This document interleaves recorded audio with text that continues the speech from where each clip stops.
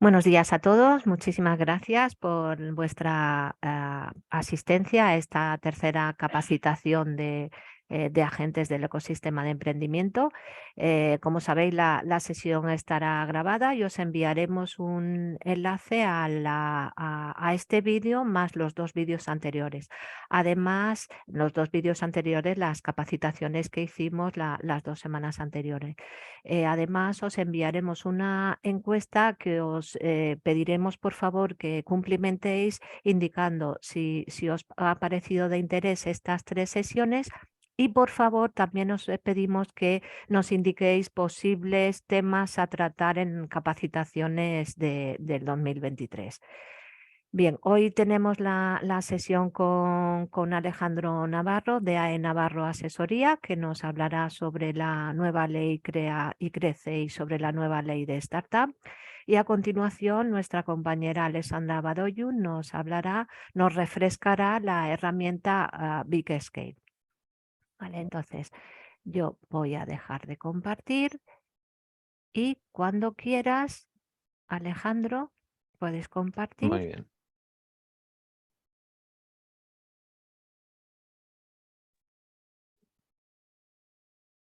¿Se ve bien?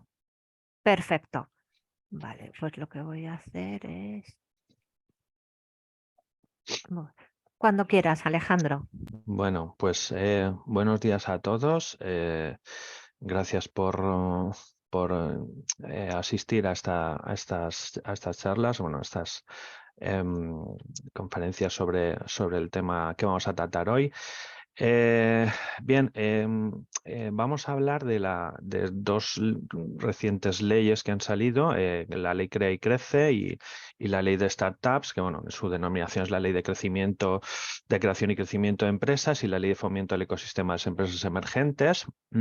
Se trata de dos leyes novedosas. Especialmente la segunda, lo que hace es, digamos que crear ya una propia ley específica para este tipo de empresas, ¿de acuerdo? Será la primera que veamos, ¿de acuerdo? En la ley de creación y crecimiento de empresas, es una norma que lo que hace es regular o modificar determinados contenidos en otras leyes anteriores. No es una ley que de por sí cree contenidos nuevos, sino que modifica de otras normativas determinados preceptos, determinados artículos, que lo que hace es, digamos, que dar un salto más al tema de ayudas sobre la creación y potenciar la creación de empresas en general. La ley de startups es más específica para este tipo de empresas y la otra, digamos que lo que hace es agilizar un poquito las ayudas a las empresas en general. Bueno, vamos adelante. Vale, bien. Como hemos dicho, vamos a empezar con la ley de startups. Toda normativa, todas leyes tienen unos fundamentos a la hora de constituirse, es decir, la motivación, ¿no? En toda ley hay una exposición de motivos que tratan los fundamentos por los cuales se realizan las normas. Es interesante leerlo más que irse al fondo del asunto, ya directamente a los artículos, porque de esta lectura pues siempre solemos sacar una forma resumida lo que luego en los artículos de la ley se desarrolla. Bien, pues los fundamentos de esta ley, bueno, pues como podéis ver, existen características propias exclusivas de las empresas emergentes.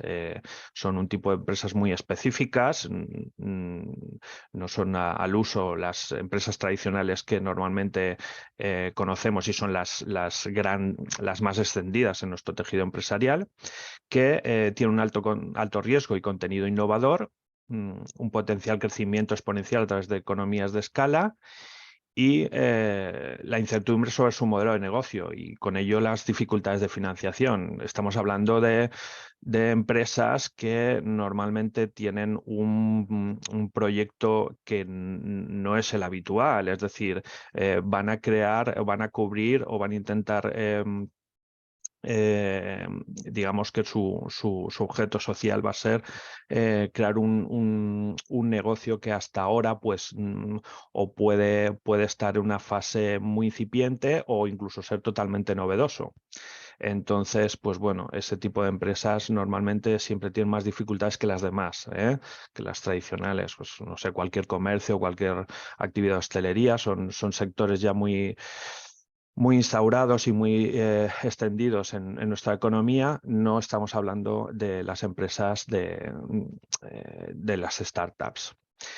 Y bueno, otra característica importante de este tipo de sociedades es la dependencia de la captación y retención de talento altamente cualificado. Daros cuenta que este tipo de empresas seguramente pues, requerirá de personal con unos conocimientos muy específicos, posiblemente muy innovadores y que seguramente también estarán muy demandados para las empresas que se dedican a esto, entiendo yo por digamos que el poco personal que pueda existir con estos conocimientos y estas capacidades. Bien, eso muchas veces relacionado sobre todo con el tema, el punto C, las dificultades de financiación y la incertidumbre de su modelo de negocio, dificultan muchas veces la remuneración de este personal, ¿de acuerdo?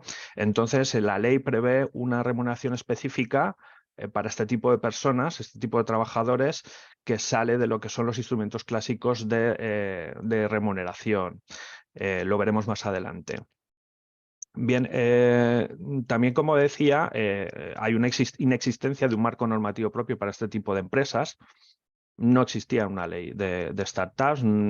Este tipo de empresas tenían que acogerse a las leyes de sociedades de capital, sociedad limitada, sociedad anónima, y no estaban contempladas en ninguna norma ciertas particularidades que podían tener este tipo de sociedades con una ley propia. Con esta, que yo me imagino que a lo largo del tiempo pues, se irá mejorando y adaptándola conforme se vaya viendo su aplicación en el entorno económico español.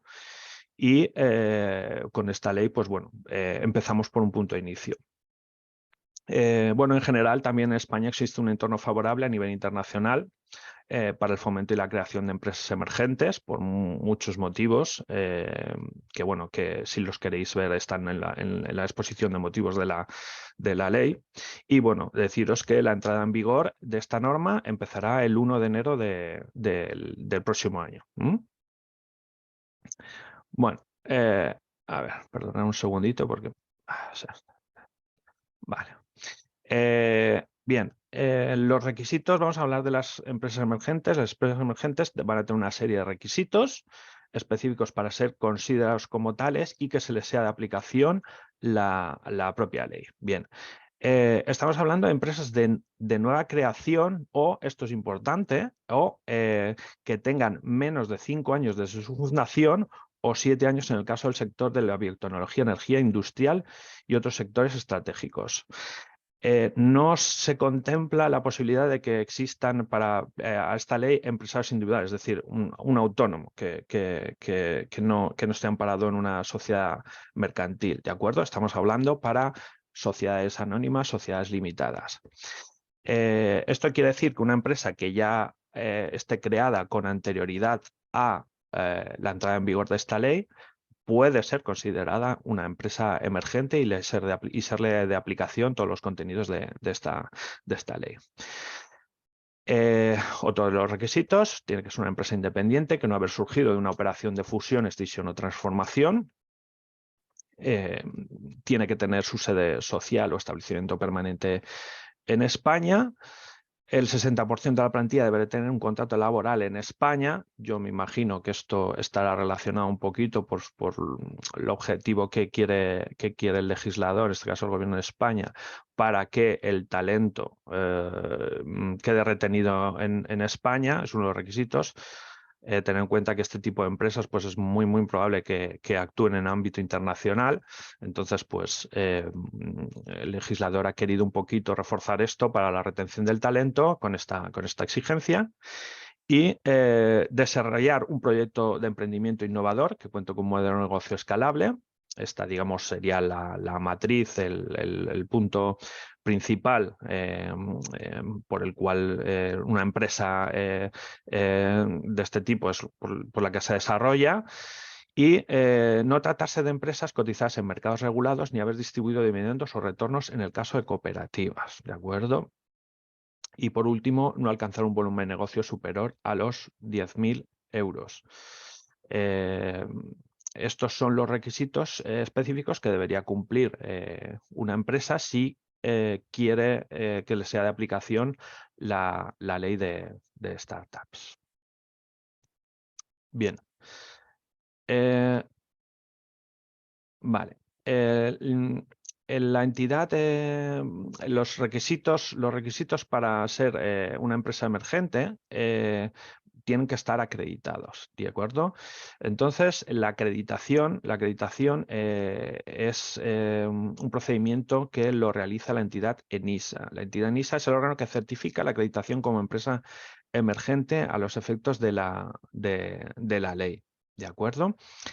La acreditación, una vez se recibe, debe inscribirse en el registro mercantil para poder ser beneficiado de todos los incentivos fiscales. Es decir, no solo vale con que cumplamos los requisitos anteriores, tengamos dicha certificación. Esta certificación debe inscribirse también en el registro mercantil para poder digamos, ser beneficiaria de todos los incentivos fiscales que prevé la ley y que veremos seguidamente. Bueno, otro de los requisitos, no estar fundadas o dirigidas por sí o por personas interpuestas que no estén al corriente de las obligaciones tributarias con la seguridad social. Es decir, cuidado con esto porque muchas veces tenemos empresarios que bueno, han tenido un pasado con dificultades y demás y pueden arrastrar algún tipo de deudas con seguridad social o Hacienda. Yo personalmente siempre, perdonad que haga este inciso, con las empresas con las que trato siempre les pongo una escala de obligaciones de pago, digo, una pirámide, ¿no? Como la pirámide de Maslow. Entonces, en la parte de arriba siempre les digo, porque la experiencia a mí me dice que cuando empiezan con esas dificultades, luego es una carga y un lastre que no pueden solventar, que en el tema de prioridad de pagos, seguridad social sobre todo, seguridad social la primera y la Hacienda tributaria la segunda, sean sus principales pensamientos cuando tengan que decidir el pago de determinadas obligaciones tributarias, ¿no? ¿Por qué? Pues porque el impago de estas, el no estar al corriente con estos organismos, te cierra muchas puertas, a nivel administrativo sobre todo, acceso a subvenciones, acceso a financiación muchas veces porque las entidades pues no ven a lo mejor con buenos ojos que se tengan este tipo de deudas, entonces, y la dificultad también muchas veces de negociar el pago con estas entidades porque bueno, están regidas por sus propias normas y pues muchas veces hay ciertas dificultades. Bueno, y luego a nivel personal también, que no estén fundadas o dirigidas por personas condenadas con sentencia firme por un delito de administración desleal, insolvencia punible o delitos societarios o delitos de blanqueo de capitales, ¿de acuerdo? Bueno, pues que las personas no, no vengan de un pasado un poco turbulento, ¿no? Por último, bueno, pues que no desarrollen una actividad que genere un daño significativo al medio ambiente. Eso está regulado en el reglamento de la Unión Europea. Y bueno, están específicamente ya indicadas qué tipo de daños son los que no están permitidos para este tipo de entidades. Vale. Bueno, pues una vez tenemos esas empresas que vemos que cuando viene el emprendedor pues puede cumplir todos esos requisitos. Se le ha podido hacer un pequeño test por nuestra parte para ver si cumple todos estos requisitos. Bueno, pues lo que se tiene que hacer es, como hemos dicho, es acreditar la condición de empresa emergente a través del ENISA. Bien, el proceso de acreditación como startup en el ámbito de la ley está pendiente de una aprobación de orden ministerial, es decir, todavía no tiene las herramientas normativas el ENISA para poder realizar esta acreditación. Lo que sí que es verdad que la entidad ha puesto en aplicación en su web digamos, un formulario para una preinscripción, ¿no? Aquellas empresas que puedan creer que pueden ser consideradas como empresas emergentes, cumpliendo con los requisitos de la ley, pues pueden inscribirse y cuando ya se haya realizado la correspondiente desarrollo reglamentario del proceso, pues nada, empezarán, entiendo que a emitir las certificaciones, y una vez emitidas las certificaciones ya se podrá inscribir en el registro mercantil. En ese punto es cuando ya tendrán toda la tipología de derechos, sobre todo fiscales, que contempla la norma. Como ahí digo, ha abierto un procedimiento previo de registro para que aquellas empresas consideren que pueden cumplir los requisitos para ser acreditadas como tales, ¿de acuerdo? Creo que luego os mandaremos el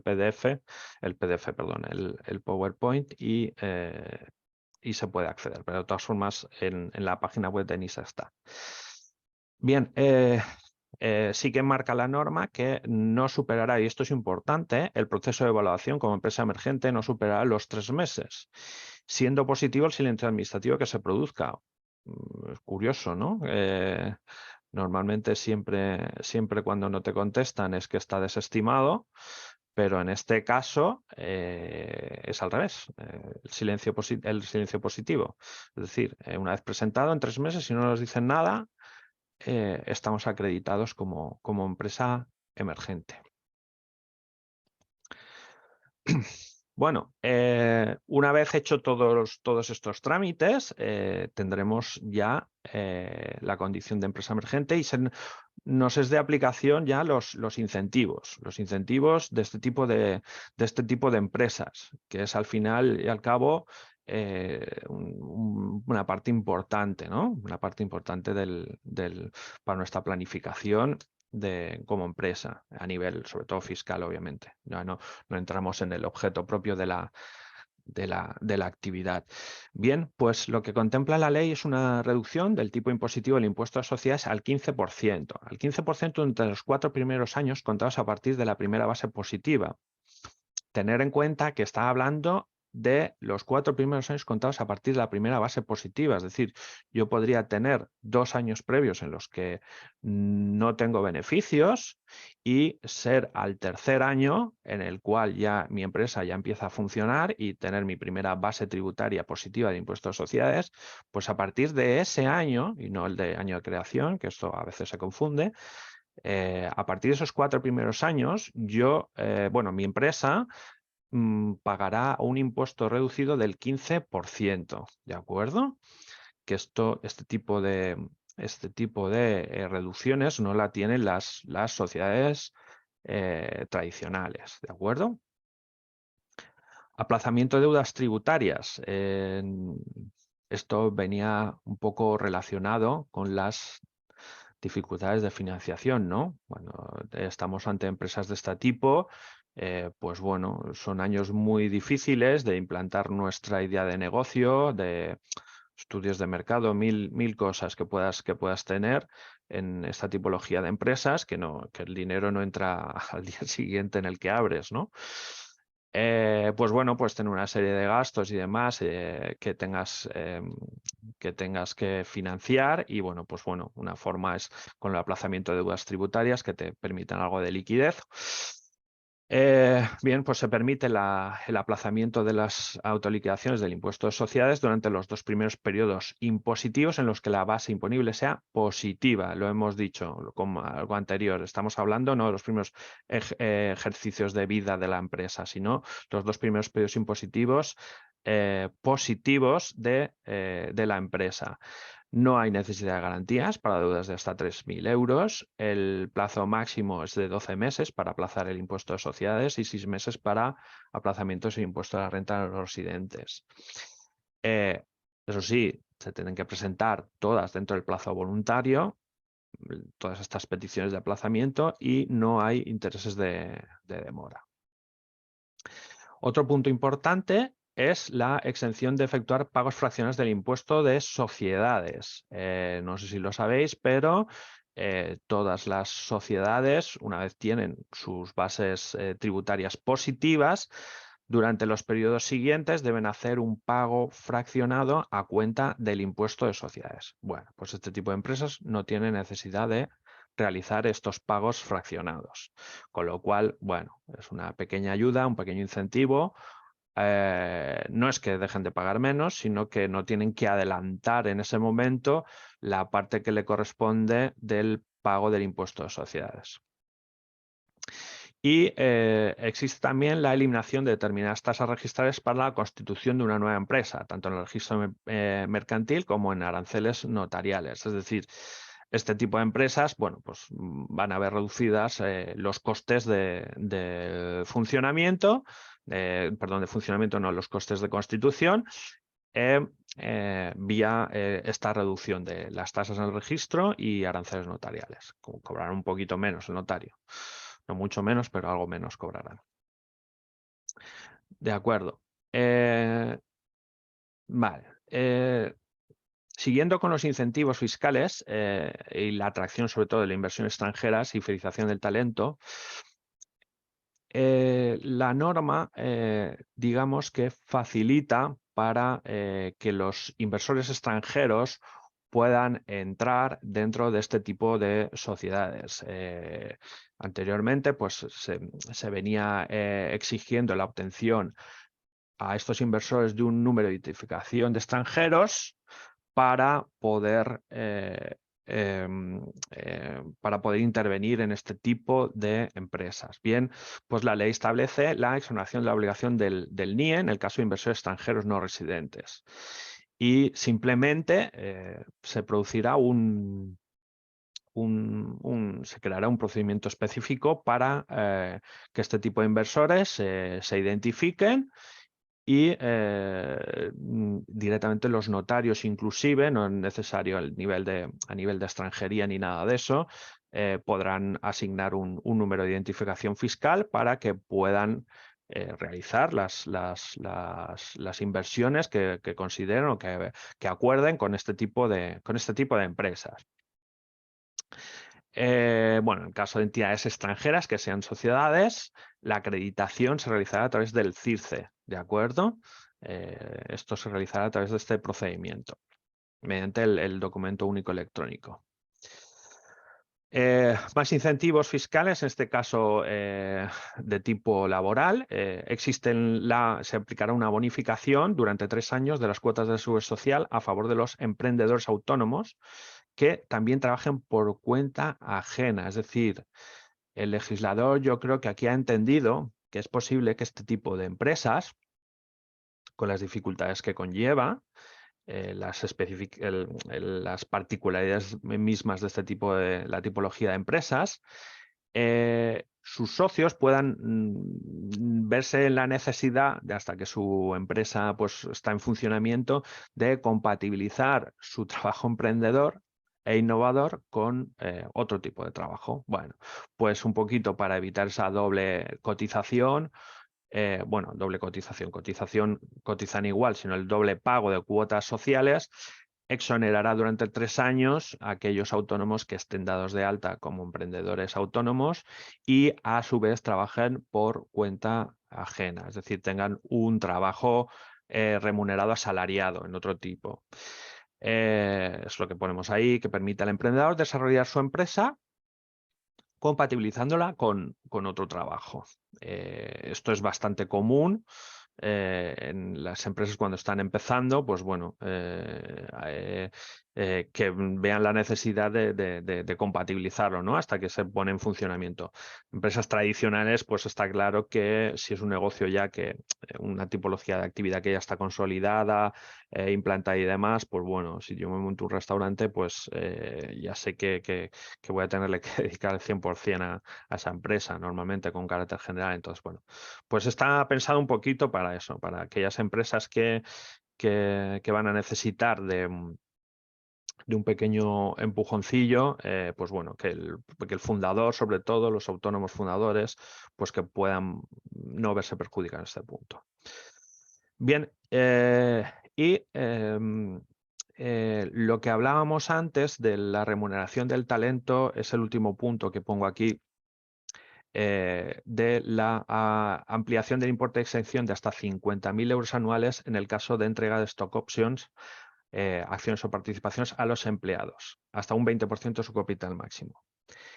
Cuando estamos hablando de este tipo de empresas, es posible que a lo mejor, pues es posible, puede que sean estas circunstancias u otras, que las remuneraciones pueden pactarse con la entrega de participaciones sociales a los trabajadores que la componen, como una manera de retribuir el trabajo que prestan a esta sociedad startup.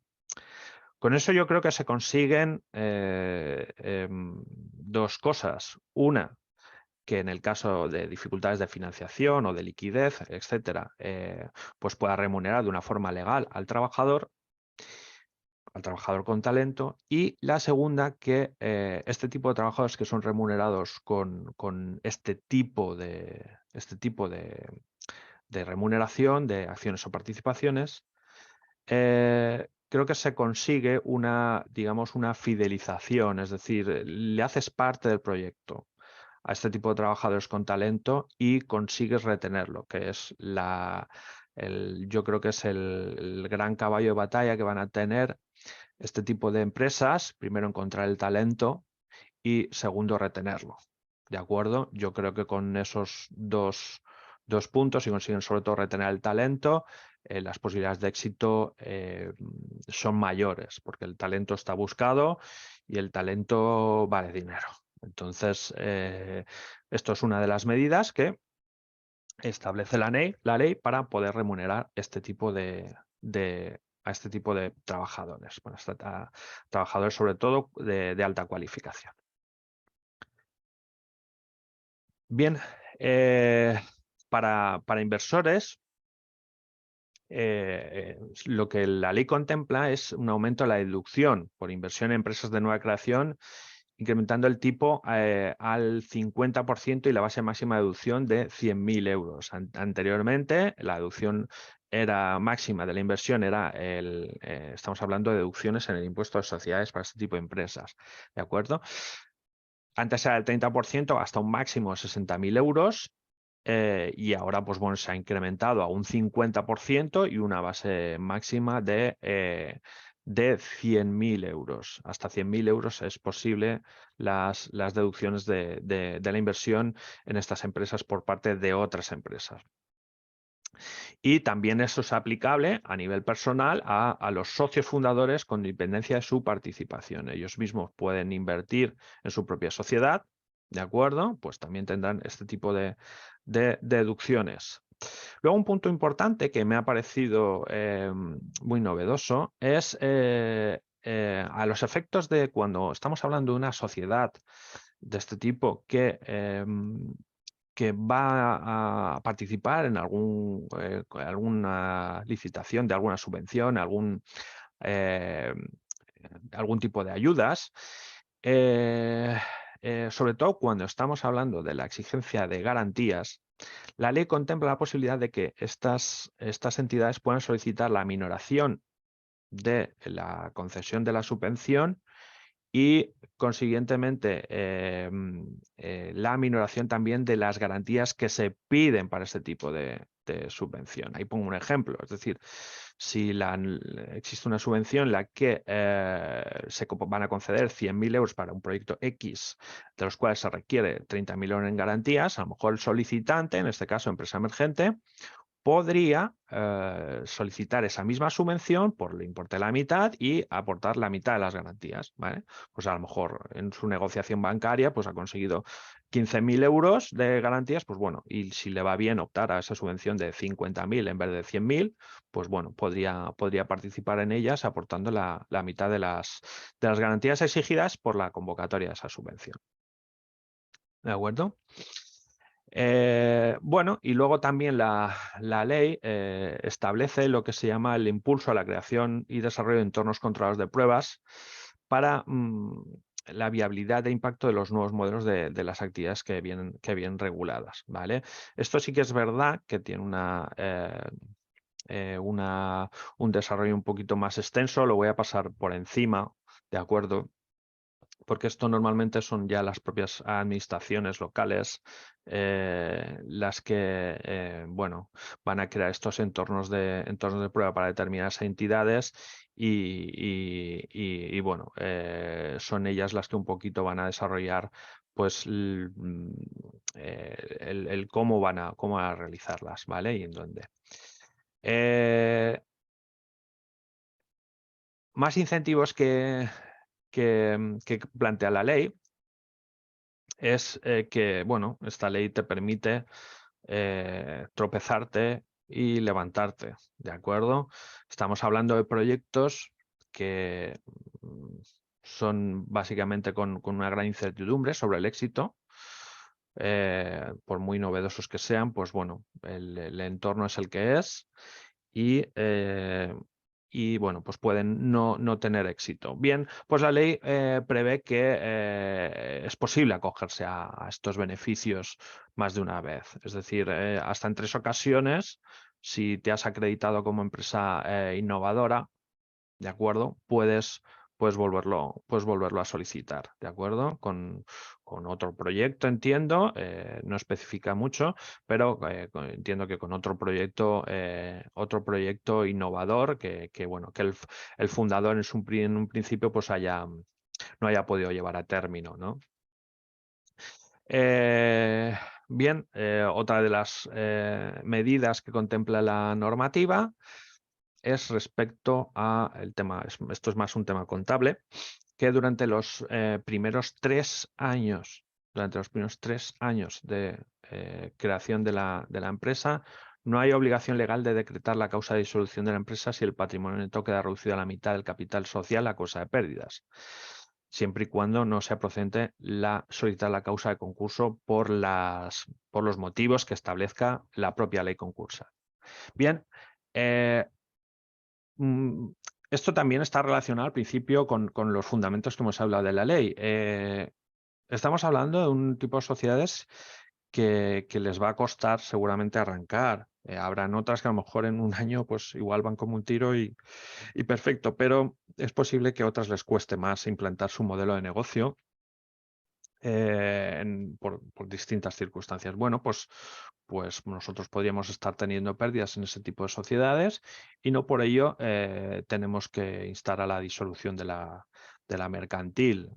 Podemos continuar con ella en vistas a que, pues bueno, es posible que el beneficio se obtenga al cabo del tiempo, después de implantar pues todas las estrategias que este tipo de empresas hayan planteado para poder desarrollar su idea de negocio, ¿no? Pues a lo mejor el plazo de maduración de esta empresa pues pueden ser 1 año, 2, 3, 5, no lo sé, dependiendo de cada una, pues bueno, te permiten que no tengas que cerrar nada más abres. Bueno, y lo que comentaba de los entornos controlados de pruebas, la ley dice que los poderes públicos promoverán reglamentariamente, por eso digo que esto estará pendiente de desarrollo reglamentario, la creación de entornos controlados por periodos limitados de tiempo para evaluar la utilidad, viabilidad e impacto de innovaciones tecnológicas. Esto entiendo yo que ya se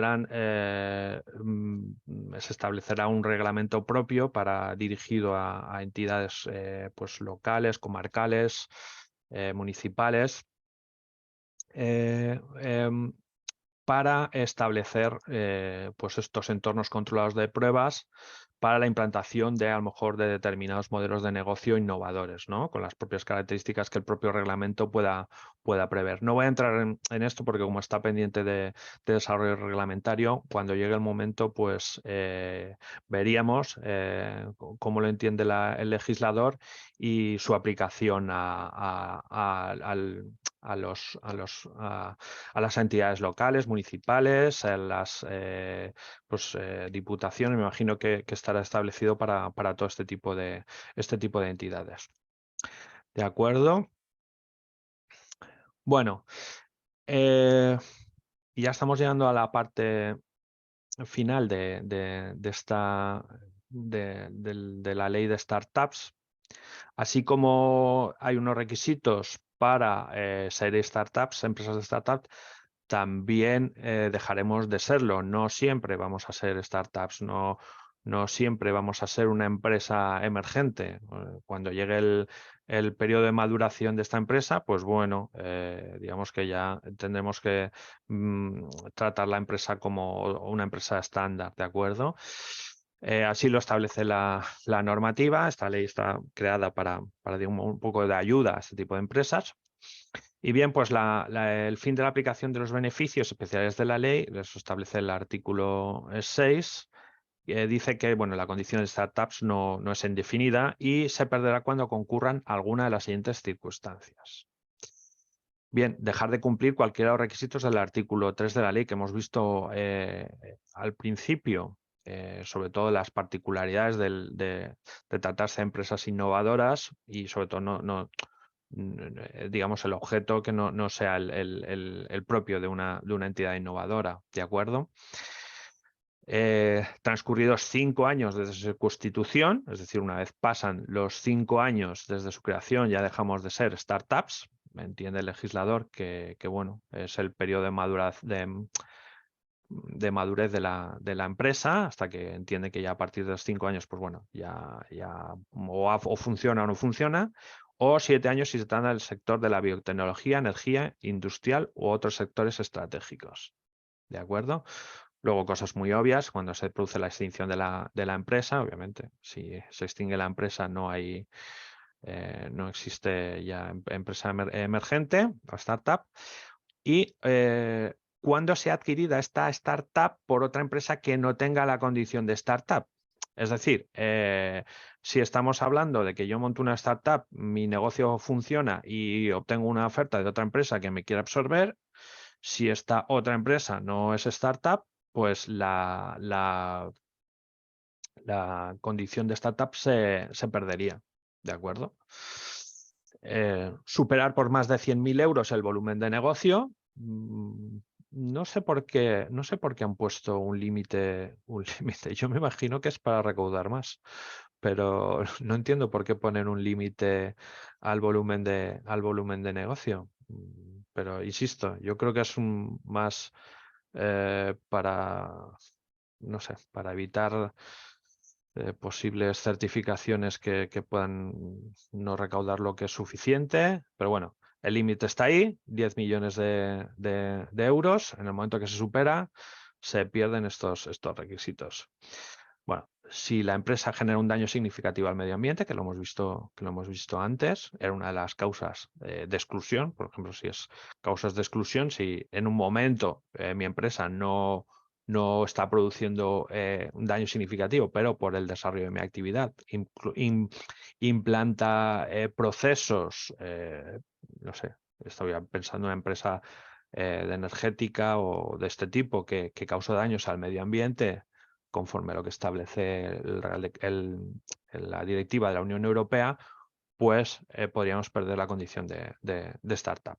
Bien, y bueno, el séptimo, una obviedad, cuando exista una condena a socios con más del 5% de su participación por delitos establecidos en el artículo 3.3 de la ley, que son los que hemos visto antes como causa de exclusión para poder ser empresa emergente.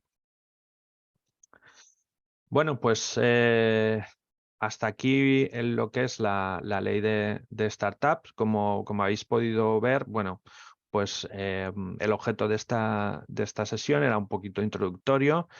Estamos hablando de una ley totalmente nueva que habrá que ver su implementación y ver cómo funciona, y seguramente con el transcurso del tiempo y viendo cómo funciona, pues seguramente pues, el legislador establecerá las modificaciones que fueran oportunas para, bueno, pues adecuarla a las dificultades que se puedan ver.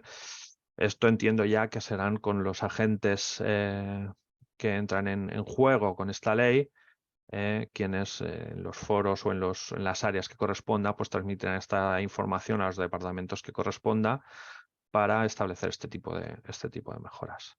No sé si tenéis alguna cuestión que tratar. He visto aquí que vale, a ver, bueno, aquí esto es sí, conforme vayan surgiendo dudas, las veis aquí en el chat. Bueno, pues si tenéis alguna cuestión que me queráis comentar sobre esta primera parte, pero ya os digo que se trata de una ley totalmente nueva. Y bueno, vamos a ver cómo funciona. Sobre todo este tipo de empresas, sí que es verdad que no son las más numerosas en nuestro entorno económico, pero bueno, está intentando un poquito el legislador pues darle un marco adecuado para que puedan estar. Yo creo que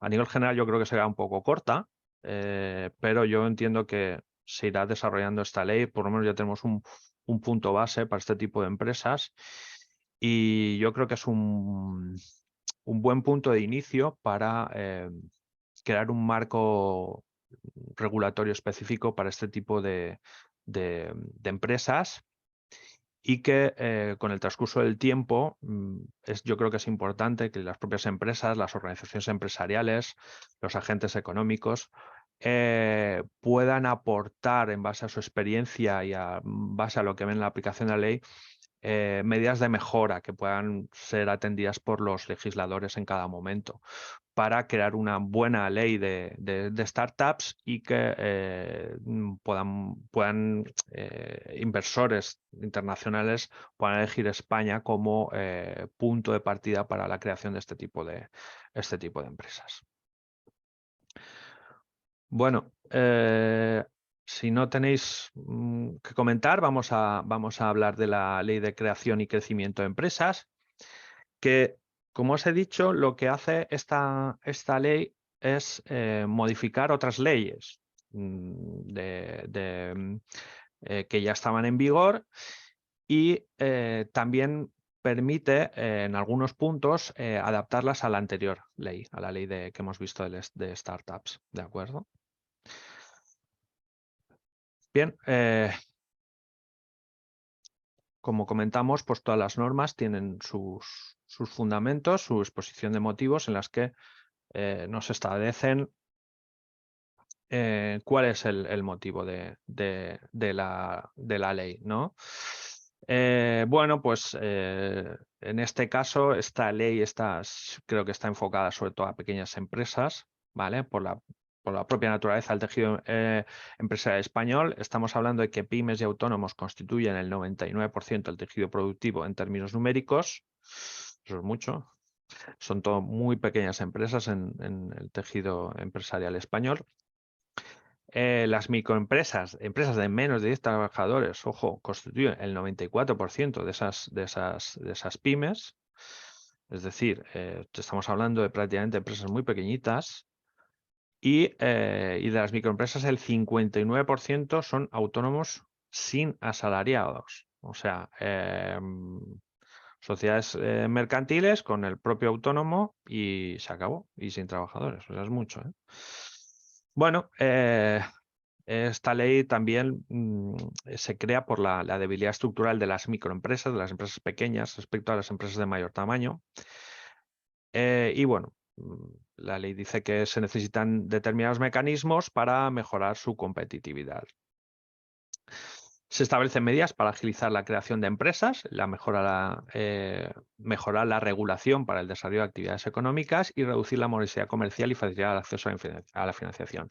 Estas son las medidas básicamente que establece la ley en sus distintos capítulos, ¿de acuerdo? Bien, la ley entró en vigor el 22 de septiembre y bueno, la parte que hace referencia al capítulo 5º de la ley el 10 de noviembre. Bueno, la tenemos ya totalmente en vigor, ¿de acuerdo? Esta ley. Bien, medidas para agilizar la creación de empresas. Yo creo que esta primera es la medida estrella, y lo comento porque en base a mi experiencia, yo llevo 20 años como asesor de empresas Y bueno, pues muchas veces emprendedores vienen por un poquito con dificultades de reunir determinado capital social para constituir este tipo de sociedades. Empiezan siempre siendo autónomos, pero porque no pueden, a lo mejor no tienen el fondo suficiente para crear una sociedad mercantil, o los costes que pudieran llevar a término realizar esa sociedad, etcétera, pues bueno, siempre suelen utilizar la fórmula de empresa individual. Bien, pues se establece la posibilidad de constituir una sociedad de responsabilidad limitada. Ojo, responsabilidad limitada, no estamos hablando en ningún momento de otro tipo de sociedades que no sean la de responsabilidad limitada, con un capital social de 1 euro, frente al mínimo legal de los 3.000 euros establecidos hasta el momento. ¿De acuerdo?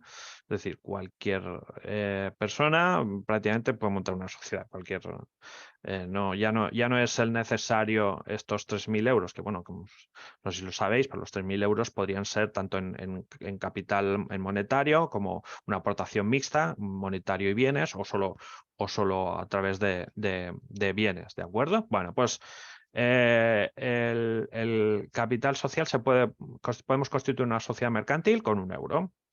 Eso sí, deberá destinarse como mínimo el 20% de los beneficios que se obtengan año tras año para la reserva legal, hasta cubrir un capital de 3.000 euros. Es decir, nosotros el beneficio social debemos irlo cubriendo a reserva legal para equiparar estos 3.000 euros, llegar a estos 3.000 euros.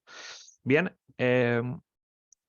en caso de que se diera la liquidación de estos tipos de sociedades, los socios responden solidariamente por la diferencia entre los 3.000 euros que se constituyó y el capital suscrito si este fuera menor. Es decir, el capital mínimo, entre comillas, son los 3.000 euros, por los cuales van a responder solidariamente el socio o los socios que la constituyan, ¿vale? Obviamente, una vez cubiertos esos 3.000, ya la responsabilidad es patrimonial de la propia sociedad mercantil y no del socio. El socio responde por el capital, en el caso de liquidación, por la diferencia entre este euro y los 3.000. ¿De acuerdo? Si son dos socios y han puesto de 1 euro, pues responderían 1.500 euros cada uno. Si hay más deuda o lo que fuera, pues ya respondería el patrimonio personal de la mercantil. Y luego un punto, se deroga la modalidad de sociedad limitada a nueva empresa, que yo creo que este tipo de sociedades no se han potenciado mucho, y visto que no se han potenciado mucho, pues directamente el legislador lo ha eliminado de la modalidad de crear este tipo de empresas. No voy a entrar en detalle en estas, porque como ya se han eliminado, pues ya no puede constituirse este tipo de sociedades mercantiles. ¿De acuerdo? Bueno, pues yo creo que esta es una de las medidas estrella, que se puedan constituir sociedades con 1 euro, porque va a permitir a muchos autónomos que antes no podían crearse una sociedad mercantil constituirse como ellas, con todo lo que eso conlleva. Es decir, primeramente la responsabilidad patrimonial, que bueno, quedaría cubierta, y sobre todo la imagen social que pueda dar la empresa, con la obligación de presentar sus cuentas anuales respecto a terceros que quieran contratar con ella, ¿no? Se abre un abanico para que las empresas puedan consultar la información contable de otras empresas, ¿de acuerdo? Yo me imagino que esto hará que las empresas de sociedad limitada se incrementen en su creación. Bien, entre las medidas para agilizar esta creación de empresas,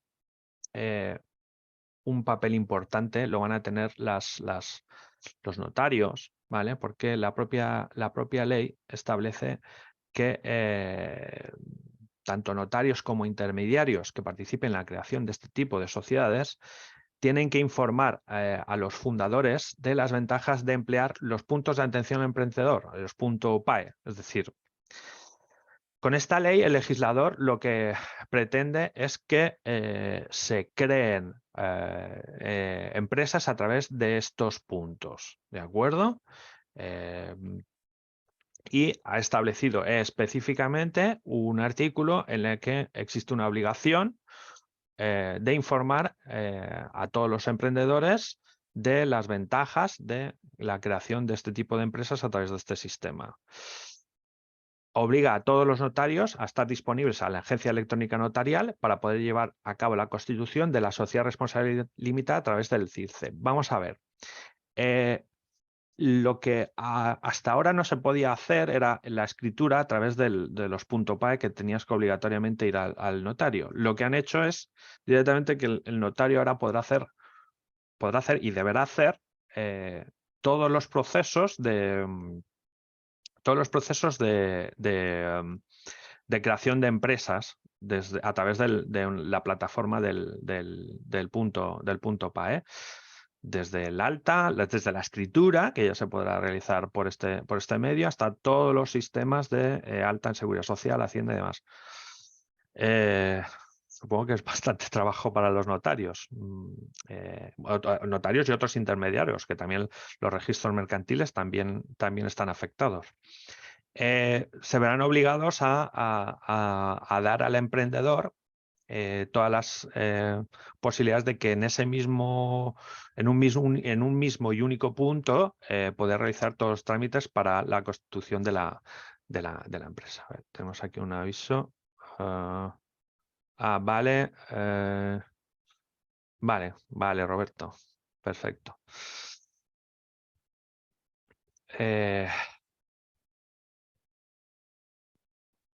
Bien. Vale, se permitirá constituir una sociedad estándar a través del sistema CIRCE, incluyendo la escritura notarial, es lo que os decía, en un plazo de 24 horas, es decir, súper rápido. Prácticamente yo me quiero montar una empresa, tengo 1 euro, mañana, como quien dice, ya podría tenerla hecha. ¿De acuerdo? Más que nada son medidas para agilizar la creación de empresas. Y la inscripción en el BORME, en el Boletín Oficial del Registro Mercantil, estará exenta de tasas. Bueno, pues eso que te ahorras, ¿de acuerdo? Y luego hay una medida específica, eso se hablaba de las modificaciones de la ley, se modifica la Ley 14/2013 de apoyo a los emprendedores respecto a la protección de su vivienda.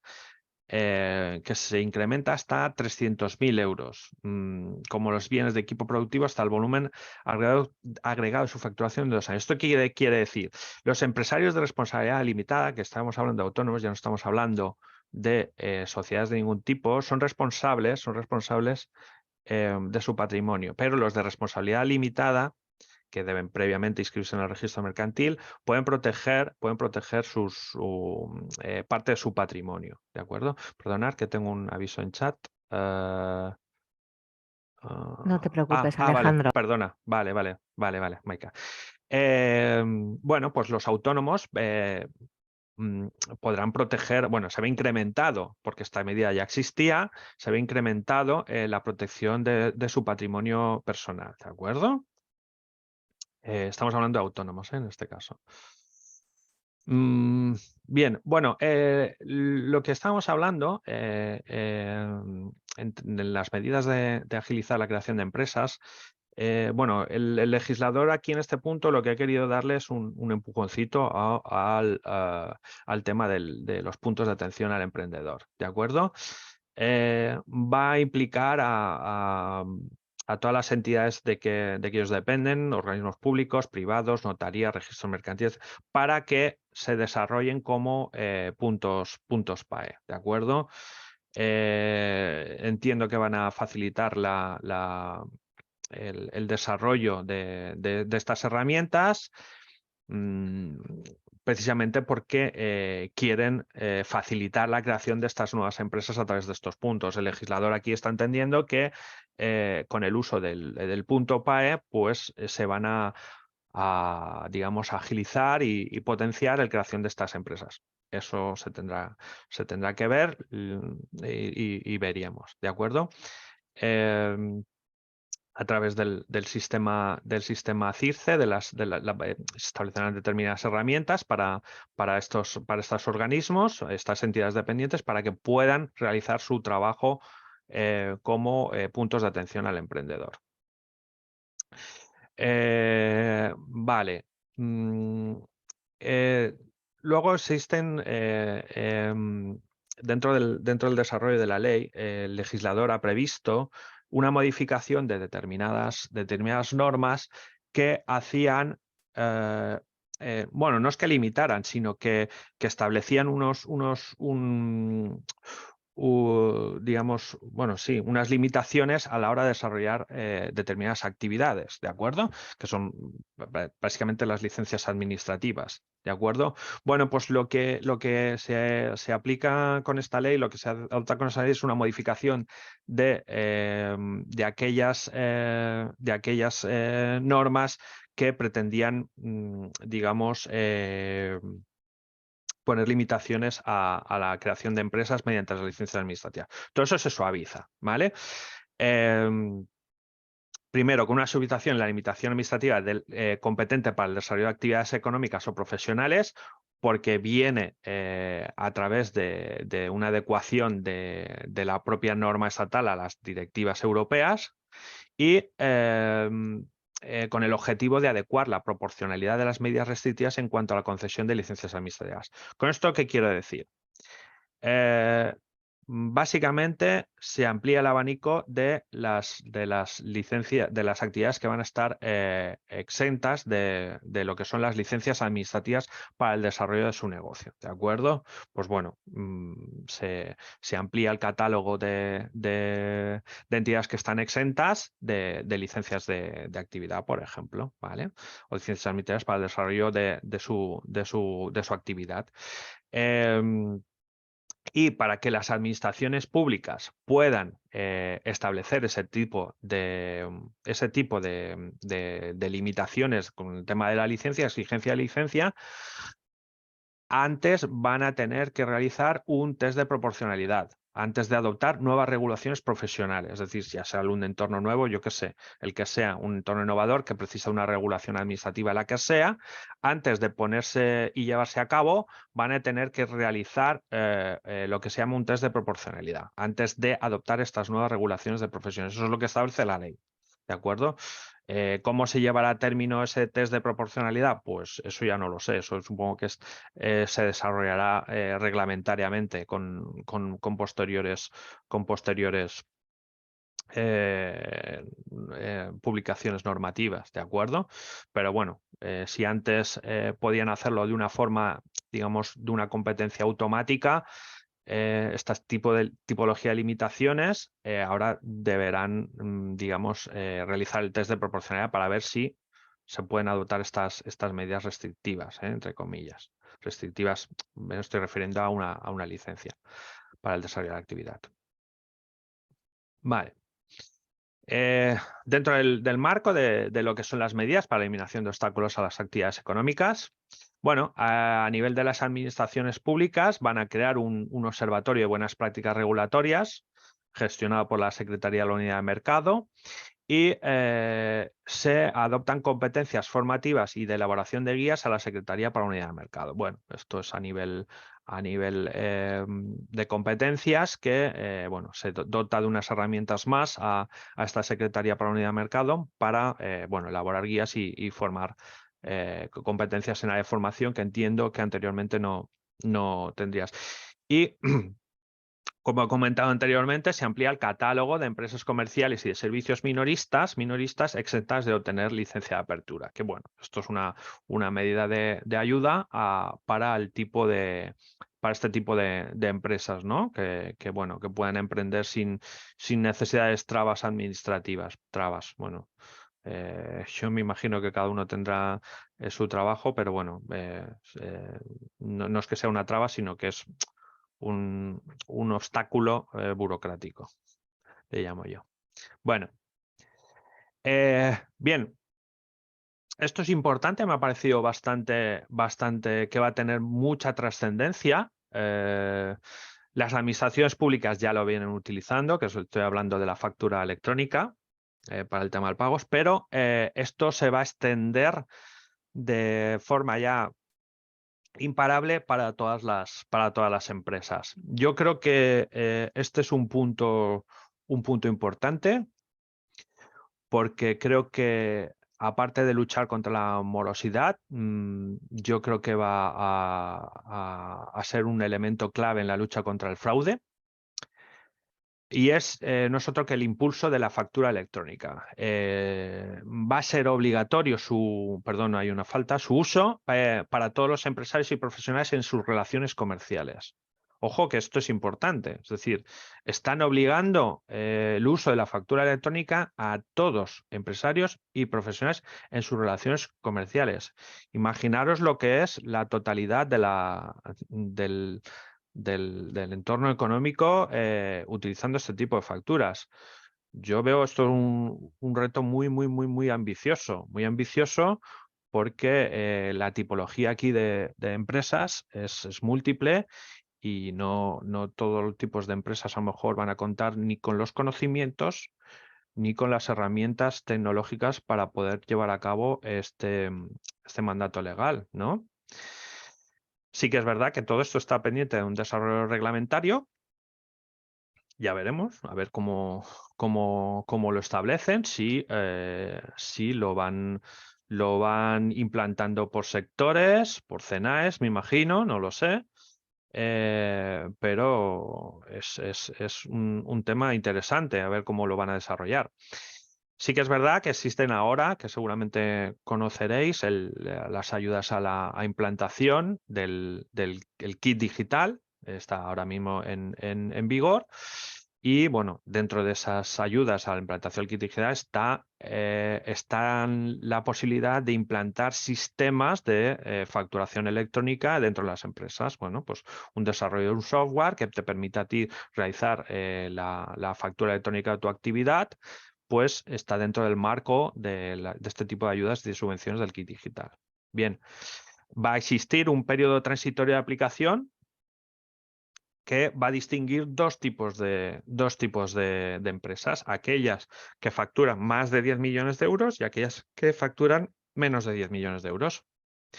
Para empresas de facturación de más de 10 millones de euros, establecerá la obligación en el plazo de implantar este sistema, que está, insisto, pendiente de desarrollo reglamentario, en el plazo de 1 año contado a partir de la publicación del reglamento de desarrollo. O sea, de momento nos está diciendo el legislador que preparaos, que vais a tener la obligación de trabajar todos con facturas electrónicas. Vale, ¿desde cuándo? Pues bueno, voy a sacar un reglamento, pues a partir del año las empresas que facturen más de 10 millones tendrán que ya obligatoriamente trabajar todo por ahí, y las empresas con facturación de menos de 10 millones, que son muchas, la obligación de plazo les dan 2 años de adaptación a partir de la publicación del reglamento de desarrollo. Bueno, el tema de la factura digital, como os decía, yo creo que es interesante porque va a permitir un mayor control por los entes dependientes que correspondan para el tema de evitar el fraude, controlar la morosidad, etcétera, etcétera. Entonces, bueno, yo no lo veo como una mala medida, sí que la veo como muy ambiciosa, pero veo dificultades de implantación por la tipología de muchas empresas en nuestro tejido empresarial. No sé qué pensáis vosotros, pero estoy pensando en empresas muy tradicionales, pues a lo mejor pueden tener ciertos problemas para la realización de estas adaptarse a esta nueva obligación legal. ¿De acuerdo?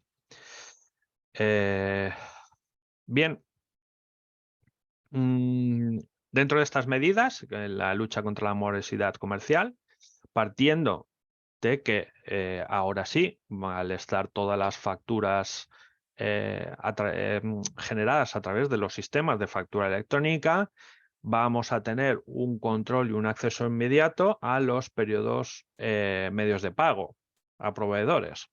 Entonces, pues sabiendo eso, han puesto una serie de limitaciones para que no se aprovechen aquellas personas que no cumplan de determinadas ayudas a nivel institucional, bueno, a nivel administrativo, ¿no? No podrán tener acceso a subvenciones superiores a 30.000 euros las empresas y administraciones públicas. Ojo, que aquí también entran en juego las administraciones públicas.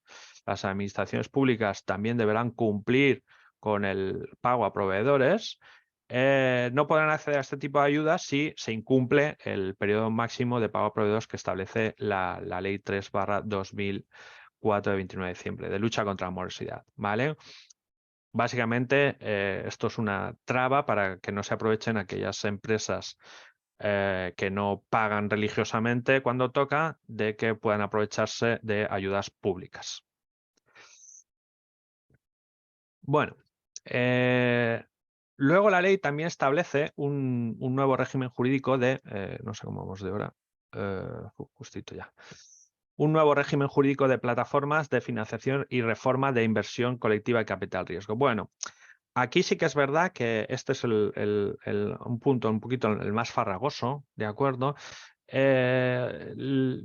Básicamente la ley Crea y Crece lo que ha establecido son una serie de medidas para armonizar a nivel europeo pues, las plataformas de crowdfunding para que las empresas mayores puedan prestar sus servicios libremente en toda España, antes no podían. ¿Vale? Se han eliminado determinadas trabas para que este tipo de empresas pues, puedan operar libremente en toda la Unión Europea. ¿Vale? En España pues, había un marco regulatorio que lo han suavizado para adaptar la normativa de este tipo de empresas al del resto de empresas europeas. ¿Bien? Y luego, bueno, las plataformas de financiación participativa también podrán crear y agrupar sus inversiones en una sociedad de responsabilidad limitada cuyo objeto sea la teneduría de participaciones de la sociedad que invierte. Es decir, los inversores pues, podrán crearse en unas propias sociedades de responsabilidad limitada que sean ellas mismas las que en vez de participar en inversores individuales, sino agruparse en sociedades de responsabilidad limitada para llevar a término esas inversiones de las cuales quieran realizar. Bueno, pues esto es una medida más que se implanta en este nuevo régimen jurídico de financiación. ¿De acuerdo? Bueno, hasta aquí la exposición. Sobre el punto anterior, indicaros que existe una regulación más extensiva, pero, a ver, no he considerado de interés realizarla porque estábamos hablando de entidades de capital riesgo y demás, que bueno, yo creo que pese a que hay un gran desarrollo normativo en este punto, no da tiempo entrar en detalle porque es bastante extenso y bueno, si se quisiera hacer una específica sobre este tipo de entidades, yo creo que es para una sesión aparte. Por lo que digo, por su contenido. Bueno, nada, agradeceros a todos vuestra atención. Espero que os haya sido de utilidad. Como he dicho, esto es unas pequeñas pinceladas. Es más que nada una exposición introductoria a lo que son estas dos nuevas leyes que han salido recientemente y que, bueno, habrá que ver su aplicación y su implantación dentro del tejido empresarial español, especialmente la primera, la de las startups, que bueno, al CEIS la que más entiendo yo que más le puede interesar y ajustarse. Y veremos a ver cómo se lleva el desarrollo de estas normas. Pues Maika, Sí, no sé si hay alguna duda. ¿Tenemos alguna duda? ¿Se ha quedado algo pendiente?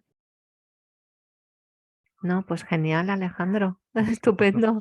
os Lo he deja- aburrido mucho, No, no, no, no. A ver, yo entiendo que los temas legislativos, bueno, son un poco espesos, ¿eh?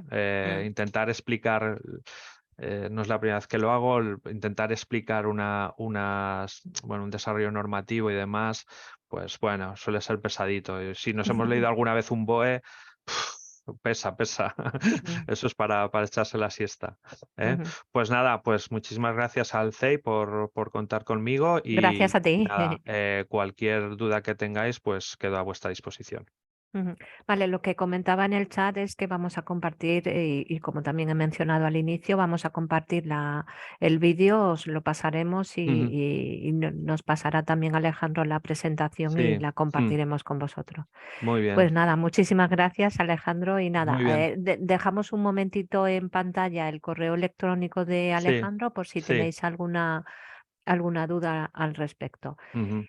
Vale, pues si quieres dejamos de compartir y ahora damos paso a Alejandra Badoyu, técnico en creación y consolidación de empresas de CEI Castellón, bueno, que ahora se presentará ella un poquito más ampliamente y que nos va a comentar, pues, o nos va a recordar la herramienta Big Scale.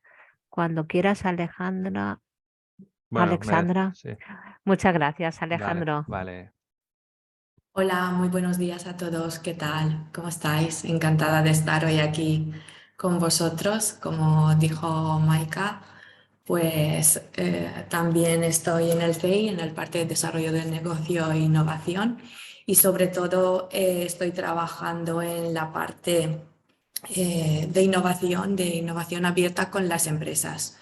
Pero como vamos a ver ahora, aunque os voy a presentar la herramienta Big Scale con algunos ejemplos que me imagino que conocéis, ¿verdad? Algunos de vosotros ya habéis trabajado.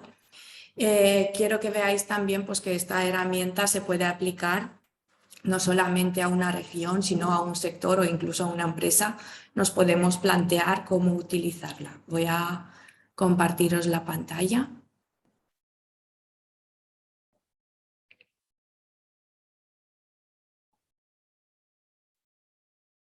¿Vale? ¿Bien? ¿Lo podéis ver bien? Perfecto.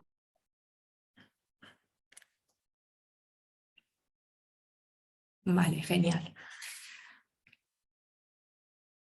Pues vamos a ver qué es esta metodología. La Big Scale pues, es una metodología desarrollada por Loop, por la consultora Loop, específicamente pues, para los CEIs, y está disponible desde la web nuestra. Podéis entrar, luego al final de la sesión os enseñaré un poco la ruta, porque y la verdad, esto lo que os voy a hacer ahora en media hora más o menos, pues es como un súper resumen de todo lo que contiene la herramienta, pero ahí como vais a ver, pues tenéis más vídeos, más materiales, manuales para que os vaya ayudando. Entonces, ¿por qué utilizamos esta herramienta? ¿Por qué se utiliza? Pues el objetivo de utilizarla sería identificar retos y oportunidades que pueden haber en una empresa o en un sector, en un territorio.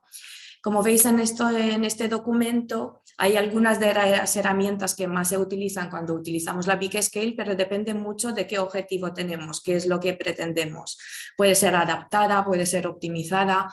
Hay algunos, luego os voy a destacar algunas herramientas que sí o sí tenemos que utilizar, y hay algunas otras pues, que depende del objetivo que podamos tener, que las podríamos obviar o no darle tanta importancia. Muy bien, y luego pues que esta herramienta se puede utilizar ella sola o incluso pues si vemos necesario podemos incluir alguna parte de alguna otra herramienta, incluso si vemos que de Big Idea hace falta incluir algo, pues lo podemos incluir también. Muy bien, ¿qué más? Entonces, lo que se pretende con esta herramienta es disponer de una solución para que vosotros, los agentes, ¿qué es lo que podéis hacer con ella? Pues, por ejemplo, agrupar organizaciones del sector y desarrollar un proyecto conjunto, por ejemplo, en el mismo sector, pues ver qué oportunidades y retos hay y trabajar con ello. Por ejemplo, nosotros aquí en el CEI, en el programa CV Innova del año pasado, trabajamos con el sector logístico utilizando esta herramienta. Hicimos pues 2 sesiones de trabajo y la verdad que nos funcionó muy bien. También sirve pues, para identificar oportunidades de que pueda dinamizar el tejido empresarial, detectar y explorar sinergias, que esto es súper importante también, que muchas veces pues, entre los agentes surgen sinergias interesantes, y luego identificar y ofrecer soluciones colaborativas. Aquí tenéis un ejemplo del trabajo que muchos de vosotros conocéis, que se realizó por parte de mis compañeros del CEI, para identificar y lograr la consecución de soluciones y oportunidades dentro de cada territorio, ¿no? Se formaron 3 grupos de trabajo en la zona norte, centro y sur, y se realizaron pues reuniones en cada una de las zonas utilizando esta herramienta. Entonces, esta herramienta en concreto, vamos a ver qué fases tiene, porque para entenderla tenemos que ver de qué partimos y a dónde queremos llegar. Entonces, hay una fase previa que es de preparación, pues por parte nuestra, antes de empezar a lanzar la herramienta y a empezar a trabajar con los agentes. Y luego tenemos 3 fases más, que sería la fase de entender, crear y construir. Aquí lo tenéis un poco mejor explicado. Os voy a pasar también la presentación para que lo veáis y lo tengáis todo bien controlado. Entonces, en la fase de preparación tenemos que tener claro cuál sería el objetivo y el nivel de profundidad, si nos queremos centrar en empresa, sector, en una región o está abierto a un área mucho más grande. Y luego pues tenemos que plantear el punto de partida o el kick-off, que serían los actores externos, objetivos, recursos. Y luego ya una vez tenemos esto, pues podemos dar paso a la fase 1, que es la fase de entender, en el cual pues se desarrollan varios workshops de trabajo, depende, puede ser una sesión o 2. Y en esta fase veremos varias herramientas, la herramienta evolución, que veréis que es muy interesante pues, para entender qué es lo que ha pasado hasta ahora. Y luego también pues, vamos a utilizar el conocimiento de todos los actores que pueden participar en la sesión para alimentar el mapa. Luego también es interesante ver, además de la evolución, las tendencias que hay en el mercado y el mapa. Y por último, pasaríamos a la fase 2 de creación, que en esta fase, una vez ya lo tenemos todo, se trata de utilizar una herramienta muy interesante para ver si las oportunidades que surgen de verdad podemos de aquí extraer los retos a los que tenemos como objetivos planteados en la sesión. Y una última fase, que esta la verdad, una vez tengamos estas dos, la 1 y la 2, que son bastante engorrosas, difíciles de conseguir porque se tienen que trabajar bastante, una vez está todo esto claro, pues ya podríamos pasar a la fase de implementación.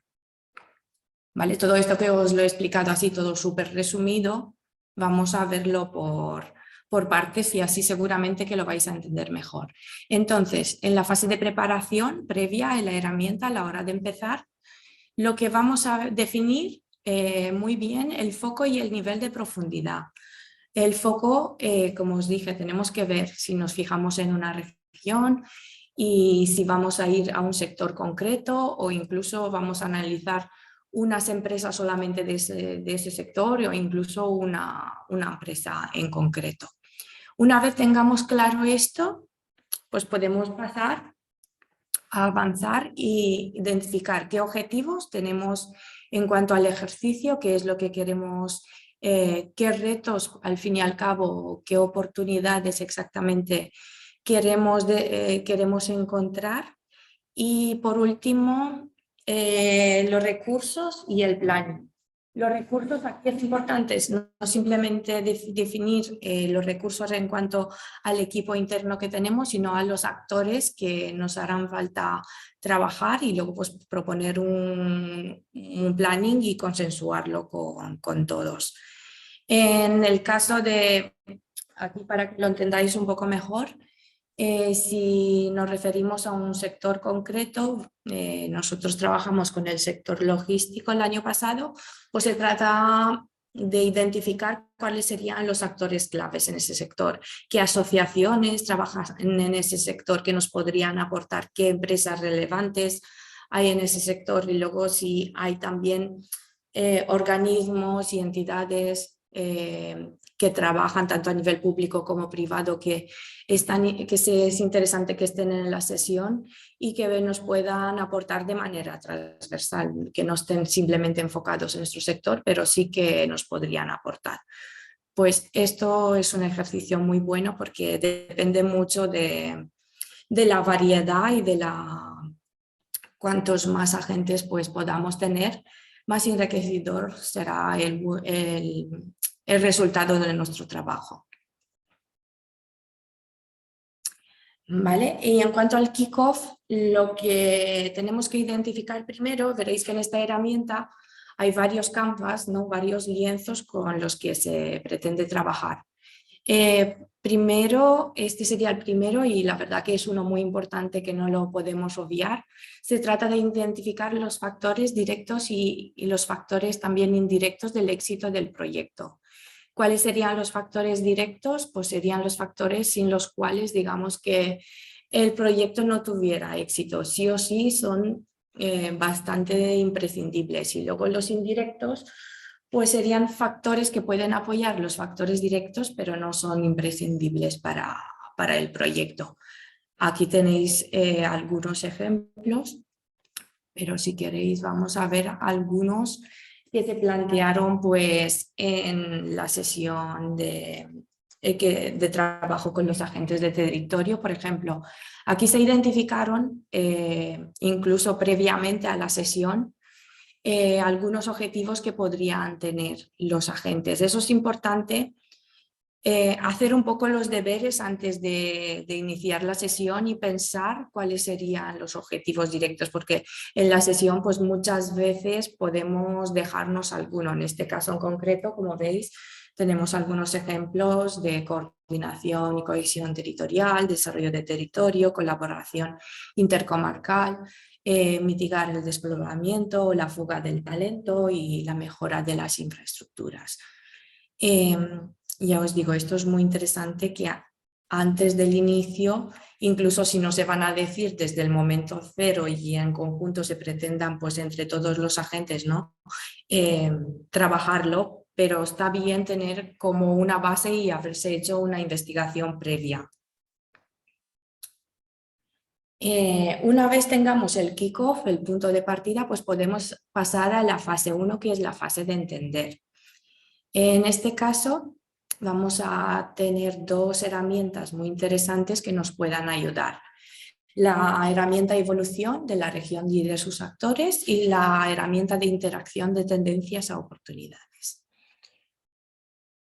Esta sería la herramienta evolución. Como veis, es importante saber qué es lo que pasaba, por ejemplo, si analizamos la región en los inicios, en el pasado, presente y luego futuro. Aquí es muy recomendable ir poniendo fechas, porque ver a los inicios, a lo mejor inicios, ¿a qué nos referimos? A inicios, pasado, a lo mejor en el pasado podemos coger como los 10 últimos años, el presente que sería pues el año actual y futuro. ¿Por qué es importante esta herramienta? En este caso, pues para poder llegar a predecir de alguna manera las necesidades del futuro y proponer líneas de trabajo, pues se tiene que entender muy bien qué es lo que había en el pasado y en qué punto estamos actualmente. Aquí tenemos también, os he dejado algunos ejemplos con los que habéis trabajado. Y ya os digo, es importante llegar a esto, ¿no? Ver un poco en el futuro qué necesidades pueden haber y qué líneas de trabajo. Aquí una oportunidad que se detectó, por ejemplo, fue en el sector turismo. Muy bien. Y una vez tenemos la herramienta completada de evolución, pues podemos pasar a la parte de interacción entre las tendencias. Esta es una herramienta también muy interesante y que nos va a ayudar mucho pues comprender qué es lo que hay en el mercado, cuáles son las tendencias. Y en este caso tenemos que analizar 3 tipos de tendencias: las tendencias económicas o las tendencias del mercado, las tecnológicas y por último las tendencias sociales y culturales. ¿Y qué es lo que buscamos aquí? Aquí, como lo tenéis en un grado de, si lo simplificamos, intentemos simplificarlo todo al máximo, podríamos decir que cada oportunidad tiene que contar con una demanda potencial, un modelo económico y una tecnología. Es decir, que lo ideal al fin y al cabo sería ver el punto de intersección de estas tres tendencias. A veces puede resultar bastante difícil, pero una vez analizadas todas, pues sería ver qué es lo que podemos, dónde están coincidiendo y qué información podemos extraer. Aquí tenéis también un ejemplo con algunas tendencias que se habían detectado. ¿Cómo detectamos estas tendencias? Pues sería ver si trabajamos a nivel de territorio o a nivel sectorial, ver si hay algún informe que se ha realizado pues, por alguna entidad, buscar todas las noticias de actualidad que podemos encontrar y ver pues, cómo las podríamos clasificar. Y en este caso, pues en el caso del territorio, por ejemplo, está muy bien ver qué es lo que se están haciendo en otras zonas, en otros territorios, no simplemente a nivel nacional. Sería interesante pues mirar también qué es lo que están haciendo fuera en el extranjero, si hay alguna iniciativa interesante, y de ahí pues podemos ver algún tipo de tendencia. ¿Vale? No sé si hasta ahora bien, ¿me podéis seguir bien? Perfecto. Vale, muy bien. Estas tendencias nosotros también en el CEI, la verdad que antes de las sesiones nos las trabajamos porque además de lo que pueden aportar pues todos los agentes que están en el webinar, es interesante hacer esta labor, ¿no? Y ver si nos dejamos algo. Cuantos más agentes tengamos de varios campos, pues la sesión resulta más enriquecedora y entre todos pues podemos encontrar cosas interesantes. Pero ya os digo, en este caso también, en el caso del estudio de las tendencias, pues es interesante hacer el trabajo previo a la sesión.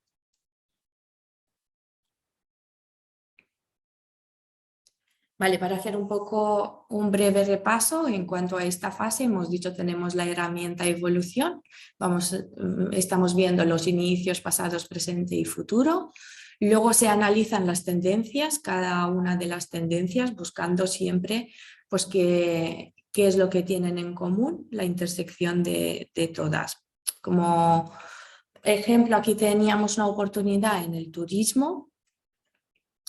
Y para que veáis un poco cómo se llegó, pues después de hacer el análisis de las tres tendencias, ¿no? Llegamos a la oportunidad final, o que podemos denominar también como reto. En este caso el reto fue bastante amplio, el desarrollo y la evolución del turismo en el territorio, y lo que se había encontrado era que sería muy interesante trabajar en el autoconocimiento por parte de las empresas turísticas para a continuación conseguir una colaboración completa entre empresas y agentes del territorio, elaborando itinerarios completos rural costero, dándose todos a conocer en una plataforma digital que a la vez sirva como agregador de ofertas.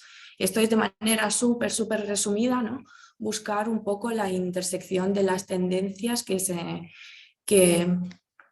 han encontrado y poder, pues cómo hacer, ¿no? el mix de todas, que es qué necesidad, digamos, o qué oportunidad se podría encontrar pues, en cuanto al turismo en el territorio. ¿Vale? No sé si hay alguna pregunta hasta ahora. ¿Sigo con la siguiente fase? ¿Vale? No hay preguntas. Muy bien. Y en la fase de crear, pues tenemos también varias herramientas con las que trabajar. El mapa de valor de la región, que vamos a ver ahora una por una. El escenario de oportunidad, esta sí que es una herramienta muy importante que no nos la podemos saltar. Y luego la parte de valoración y priorización. El mapa de valor nos sirve también pues, para ver de manera gráfica todos los actores que podemos tener en nuestra región y los recursos, ¿no? que podemos buscar pues, para explorar. Como veis, es una herramienta bastante amplia, pero ya os digo, lo que se trata aquí es ver si esta herramienta coincide con el objetivo que tenemos. En este caso sí que se trabajó a nivel de región, porque a nivel de región nos interesa mucho, pero si trabajamos, por ejemplo, a nivel de sector o a nivel de empresa, igual pues puede ser una herramienta que nos interese o no. ¿Qué es lo que tiene esta herramienta? Pues como veis, identifica muy bien los actores, los tipos de actores, y hay los actores competidores de recursos humanos, aquí está mejor. El geoposicionamiento, si nos referimos pues, a un área muy concreta, los actores públicos o las instituciones que nos puedan ayudar, ¿vale?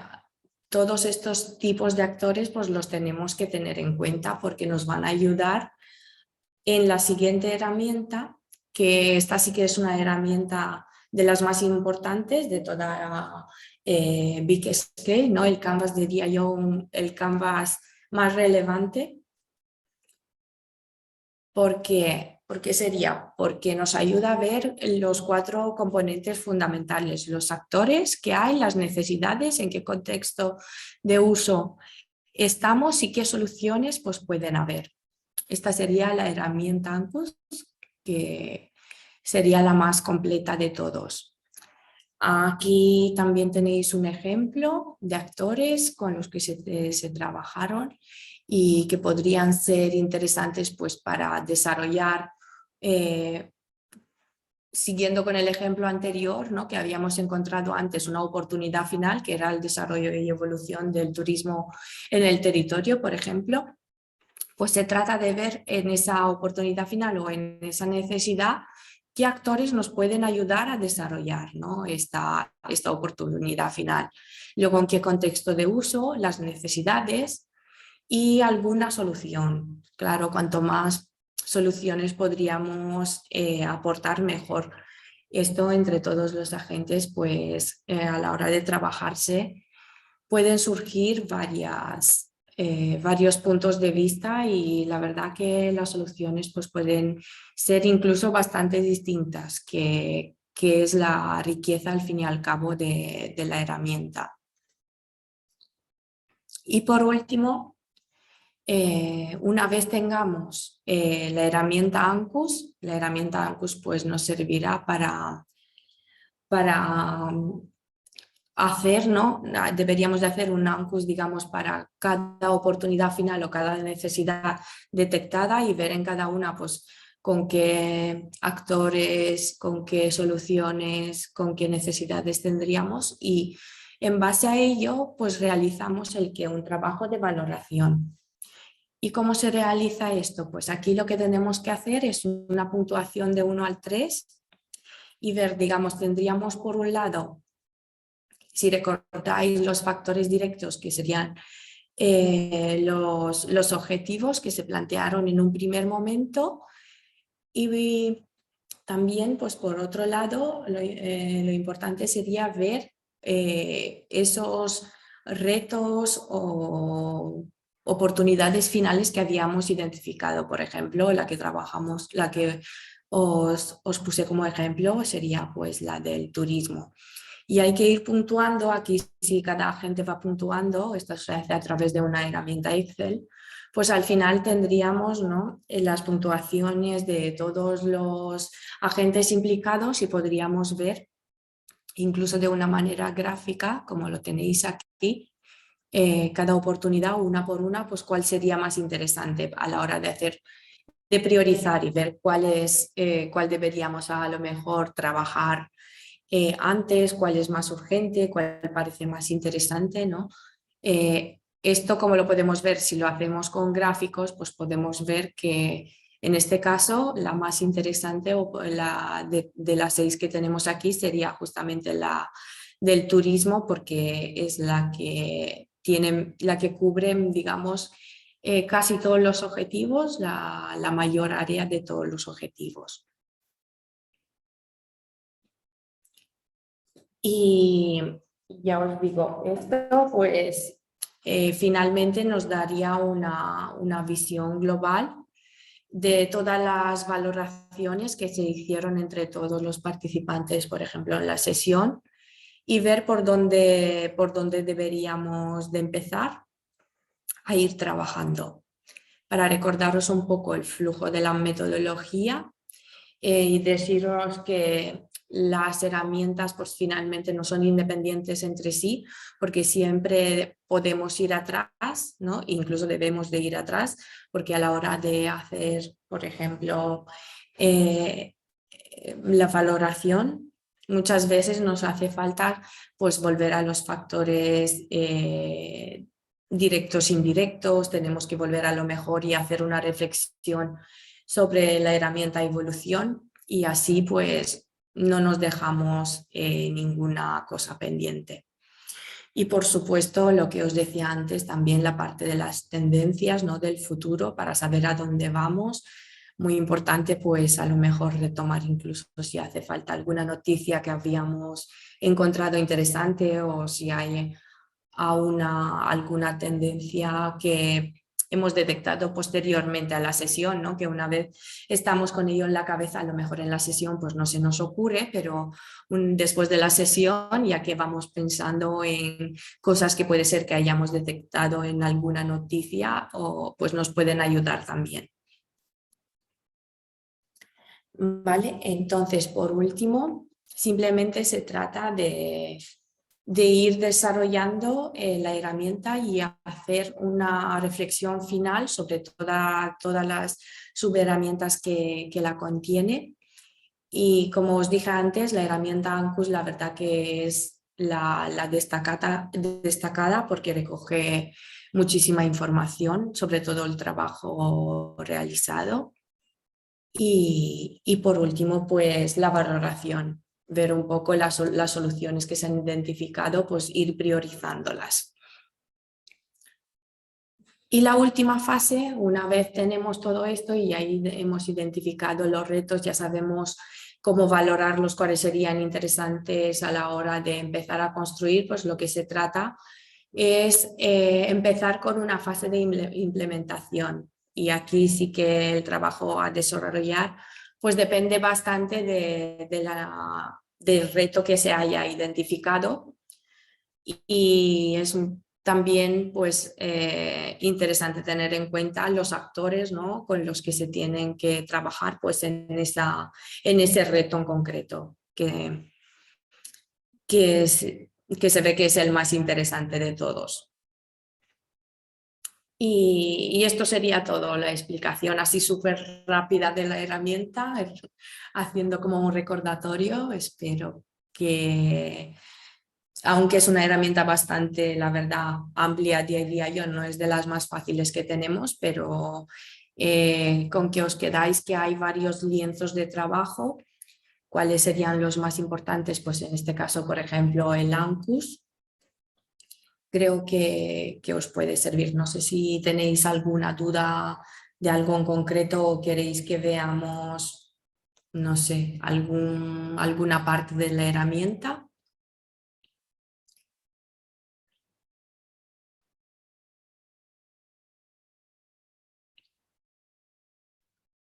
Pues no comentan, y en el chat tampoco hay Lo comentarios. que os quería enseñar también, a ver, para que veáis dónde está la herramienta, por si la buscáis. Bueno, está ahí todas las demás, pues buscando en el CEI Castellón.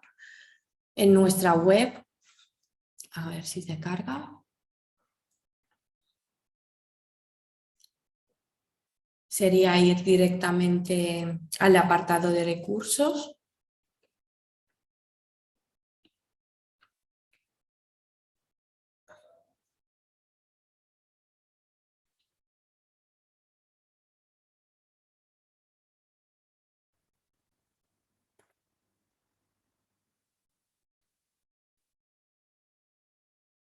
no quiere, ahora no quiere abrirse esta, pues sí, está sobresolicitado.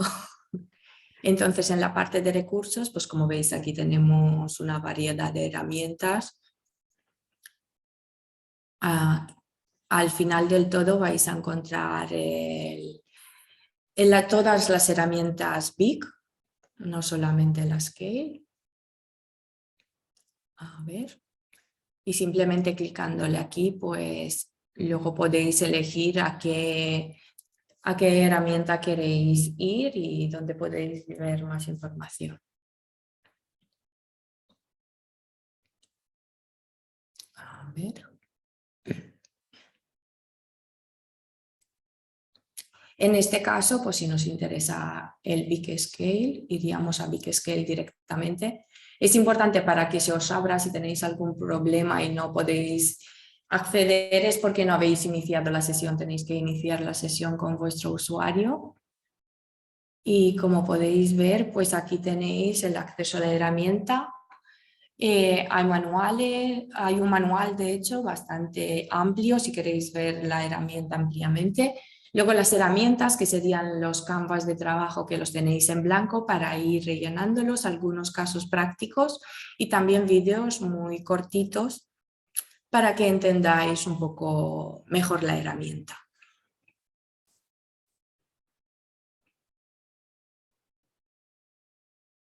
¿Vale? ¿Alguna pregunta, alguna duda que me queráis transmitir?